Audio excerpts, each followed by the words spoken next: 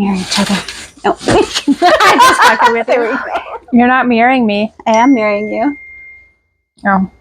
You're mirroring me. Let me get my act together here. We'll go back to being serious. Okay. Hey everyone, welcome to episode 7 of A Little Unbalanced. I'm Vanessa. And I'm Cassie. And I have another question for Cass. So, growing up, when you start going to therapy, they always say to go back to your childhood.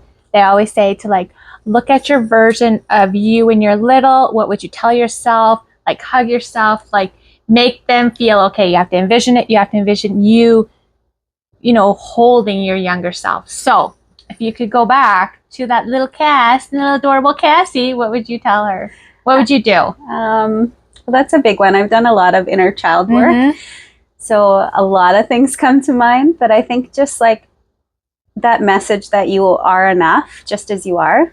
And I think so much of my life I've been doing things to prove to myself that I am enough. Yeah. Right? I have to achieve this and then I'll find that happiness, or I have to do more, I have to be more. Yeah. And I think that message that I just want to give to my younger self is that you're just enough. You're not put on this earth to achieve a million things and hit all these statuses. Mm-hmm. You're here just to be joyful and find the things that bring you joy and to do those. So I think that would be my big message, is just you're lovable, you're enough, you're kind. You don't have to do anything that doesn't serve you. Yes. And it's okay to put up your own boundaries. Yeah. That would be a big one. What about you? I don't know. I know I came in with that question without knowing what my answer would be. I don't know. In childhood, I had a lot of trauma. Mm-hmm. So it's where would I step in to help my younger self? I think I would let her know that it's not your fault, that you don't deserve what happens to you, and that it does get better. You do get better. Try not to hold on to this shit show of stuff. And I would just probably hold her. Yeah. I don't know. It is hard to think of that, to go back. I found that it's probably why, because I haven't been to therapy for a while now. And I think it's why, because I'm doing the art therapy. Mm-hmm. So to go back and vision those moments, to sit back in those moments, maybe that's why I stepped away. Maybe I am internally scared to go back to that little baby girl. Yeah, it takes a lot of courage to go back, and sometimes they call it reparenting yourself. Yeah. And I don't know, if you've never heard of that before, it's this idea that you can go and you can tell your inner child everything that maybe you didn't hear, or maybe something you desperately were seeking, that approval that you didn't get externally, but you don't have to wait for somebody from the out there to say that to you. You can actually reparent yourself, or you can give yourself that love that you didn't have. Maybe growing up, and we had beautiful birthday parties in my house, but maybe you didn't get a birthday party. Yeah. Right? Maybe you grew up in a religion. I'm just thinking of my own mom. She grew up in a religion where they didn't celebrate birthdays. Yeah. And so now as an adult, she just throws the most beautiful, elaborate birthdays. And so we try to do that for her too. But I think that, just giving yourself that permission to look back at the younger version of yourself who is just receiving. Yeah. Right? You didn't know that it wasn't your fault. Like you said, that's huge. Yeah. Give me goosebumps. It's not your fault that you went through the things you went through. It wasn't your job to be the parent, or wasn't your job to be the person who is supposed to protect you. And so to let go of all of that, I guess that anger, that, I don't know, what's that the word? That fear that you didn't do enough, or you didn't show up as enough, or... Yeah. I don't know. It's when I look back on my childhood, I always put up a front. Yeah. That I was tough, that I could handle shit. Probably because I grew up with all boys and the environment I grew up with.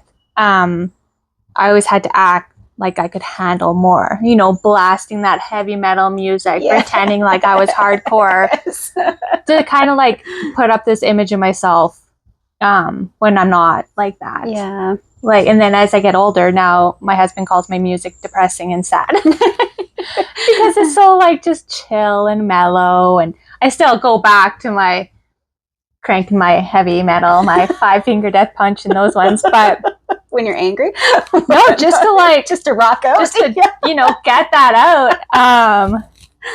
So yeah, I think just letting her know that it's okay to be who you are.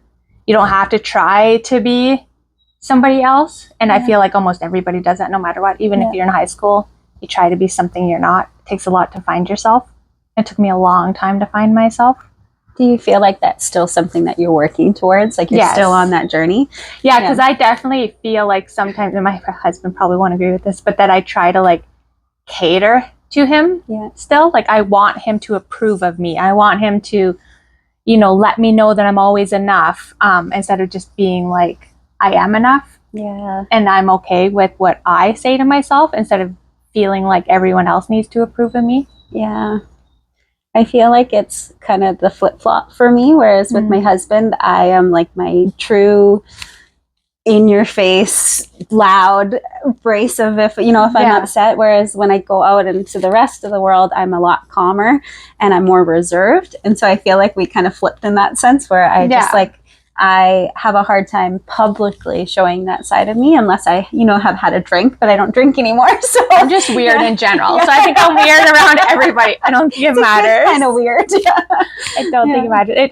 When I first meet somebody, I do like hide a lot, but it doesn't take me long. Once I feel like you're a good person, then or that you're weird as well, I'll let my weirdness. It's okay to let your freak We'll be like weird together. We'll be freaky. Not freak out. No, I think that it's similar in that sense too. Whereas like if you feel safe in an environment, so if I'm around people that know me really well and I feel safe, then I feel like I can just show up how I am. Yeah. But when you don't feel safe, and often as women, we're intuitive that way where we can read the room, right? Mm-hmm. And so it's nice as the older you get, the less I guess you care. Yeah. And I think the less friends you have. Because when you're younger, you're just smaller. Like around everybody. You're partying with everybody. You're hanging out with everybody. Like you don't really know everyone that's there. As you get older, you kind of eliminate those people in your life that you don't feel safe with. Yeah. Like you can feel their toxic energy. You're just like, yeah. But there is still people in my life that I don't fully let them into everything about my life. Yeah. Even though I'm on a fucking podcast. Tune in. You'll get it. Never mind. That makes no sense. No, it does make sense though, because I don't know. I think it is as women too, like we really need to trust the person that we're with in order to let them in. Well, I think like when I was younger, I drank a lot. So I was really incredible, like not excessive, but I partied, right? When you're in your teenage and early 20s, like you go out and you don't have a care in the world. Early 20s, I was like 14 to 19. You're right. Yes, we lived in a small town. We were drunk when we were 14 years old. Out in the middle of nowhere. Shh, don't tell all our secrets. In the middle of a field somewhere with a truck catching on fire. No. Yes. What? No. If my kids ever watch this, that's a joke. Don't take lessons from your mother. No. Your madre. But then as you get older and like you make that choice to, I don't know, I guess let go of alcohol and find something that's more in line with my own values, I guess. Yeah. Then you kind of, like the people who are still into that, they just kind of fall away. Like I found like I didn't have to necessarily go and say to anybody, like I don't want to be at your party, right? I'll still go and I'll hang out, but we just kind of naturally just fall away and you just fall into these relationships that are kind of more your energy, or they serve you a little bit better. And I kind of like that. So I don't think you have to be aggressive in the sense that you have to tell people that we're no longer. I don't want to drink your fucking alcohol. We're going to hang out. You're not my cup of tea, sorry. You're Kit. Yeah, and I still love all my friends who need a drink of wine. I still love I may not be saying that in the right way. You do you, girl. Yeah, I quit drinking, and one of my best friends, like my sister, loves drinking, so Yeah. still love each other. Doesn't take away from anything, but yeah, I see that because I smoked a lot of weed. Yeah, when you were And and I had to smoke my weed to make me feel like mellow out. Yeah. So I think it took a lot for me when I quit smoking and quit drinking to really feel how I'm feeling. Did you do both at the same time? I don't know that we talked about that. Yeah? Yeah. That's amazing. Kudos to you. She doesn't even drink. No, it's not amazing. Don't do it. It's not amazing. She doesn't even drink coffee, you guys. Like, she's all natural. If I didn't have my caffeine, I'd be like a raging bee. It's not by choice. It's anxiety that makes me not do anything. Maybe I need to quit. I am an angel. I'm not. My anxiety's I had to take a pill. I'm like, I'm taking an Advil. Look it, I'm taking it. And my husband's like, take your fucking Advil. Like, okay. I'm like, you're ridiculous. That's funny. So it's not just, it's my anxiety that stops me from. But then I don't like how alcohol makes me feel. Yeah. And everyone's like, oh, is it because your dad was an alcoholic? Like, sure. That's why.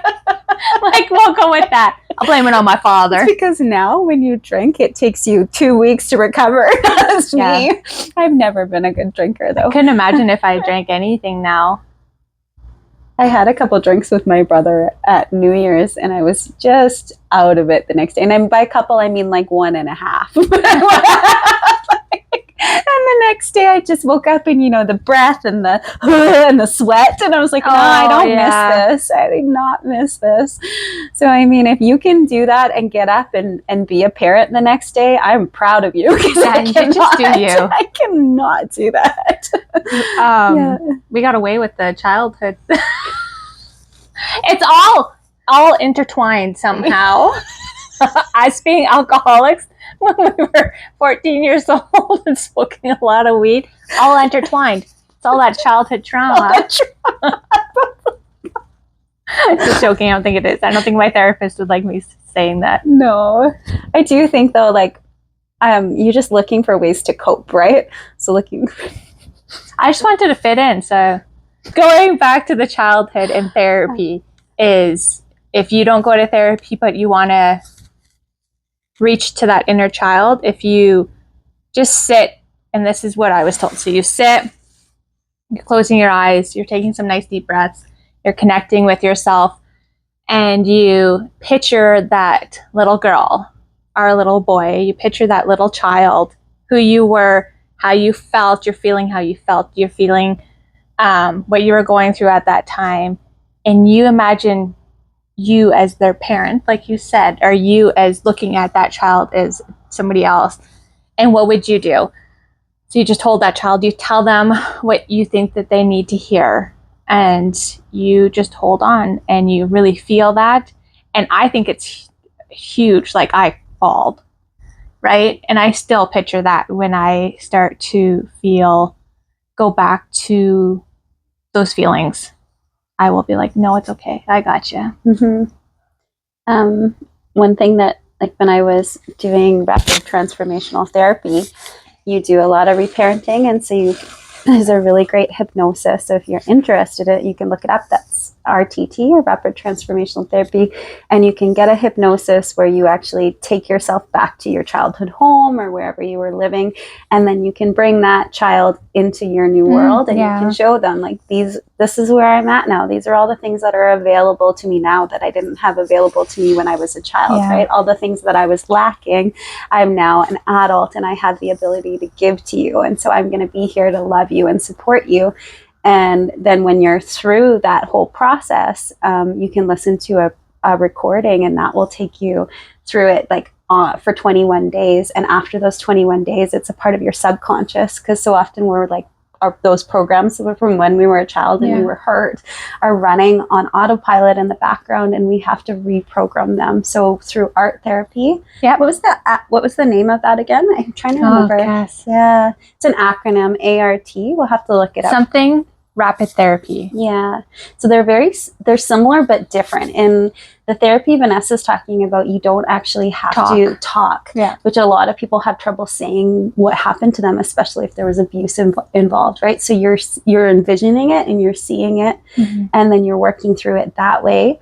And then with RTT, you're talking it out. So I'm a big talker. Yeah. And so that's why we're doing this. And yeah. So I like to just verbalize it and get it out. But both of them are really great options if you're looking to do some of that inner healing. Yeah. I think a lot of therapists because I think art's newer. Because it was the RTT. Yeah. And art's newer so that you don't have to go verbally back and express everything, because she doesn't talk, or she talks, I don't talk during it, and she does take a break and say, how are you feeling? And then if you want to share, you can share. If you don't, you just go back into it, and she talks you through the other process of it. And I like that too, because sometimes those really heavy traumas you can't express because you've never done it. It doesn't feel safe to do that. So I love that there's that option. And I'm actually going in tomorrow to try it out for the first time. So this is your first time? Yeah, I haven't done it yet. So I'm excited to give it a go. But if somebody who's been in counseling or therapy, so often, like when my parents were younger and, that generation, they thought the more you talked it out, the less it would, the weight would come off your body. But nobody was healing and nobody was getting better. And they just were continual clients, right? And they had to spend all this money. Shove it down. Yeah. And so then they were internalizing that, but they weren't getting the solution. So now we know better, and therapists and counselors know better. And so they're doing better using these different systems so that we can actually get rid of it, get it out of our body and out of our nervous system so we can regulate ourselves again, which I think is huge. Yeah, because you can't, when you're carrying all that, it's hard to regulate yourself. Yeah. Yeah, because that's weighing on you, right? Whether you know it or not. And then you're snapping at your kids, or you're snapping at your husband. It comes out in different ways, Yeah, or you're just feeling overwhelmed. Another thing that was interesting to me was memory. So often when we have childhood trauma, it can affect your memory, which was something that I didn't know. And that was a huge one for me. Did you know that? Yeah. Yeah. Yeah. Yeah. There's memories that I don't have. But yeah, anyways. Not get into that. No, let's not go that deep today. No.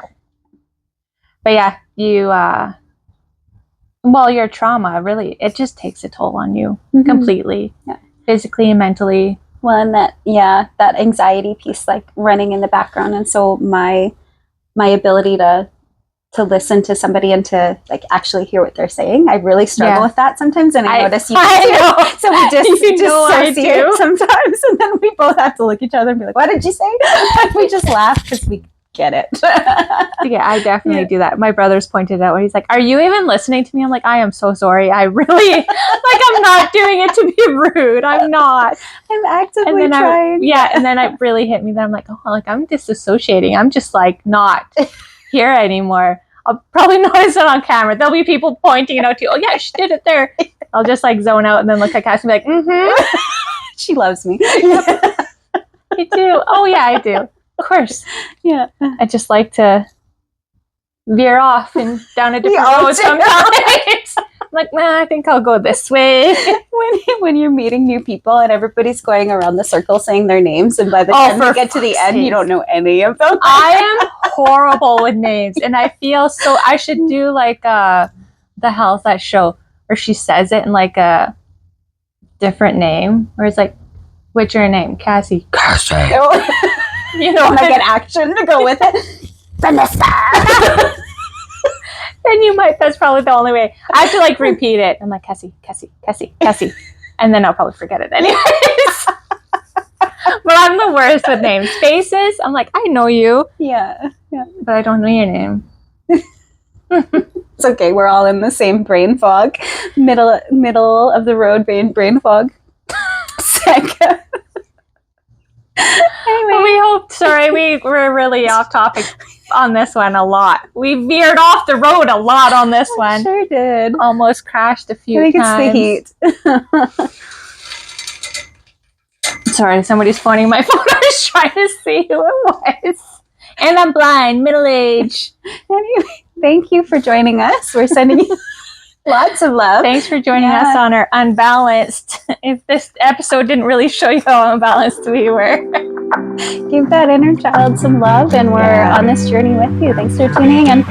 Bye.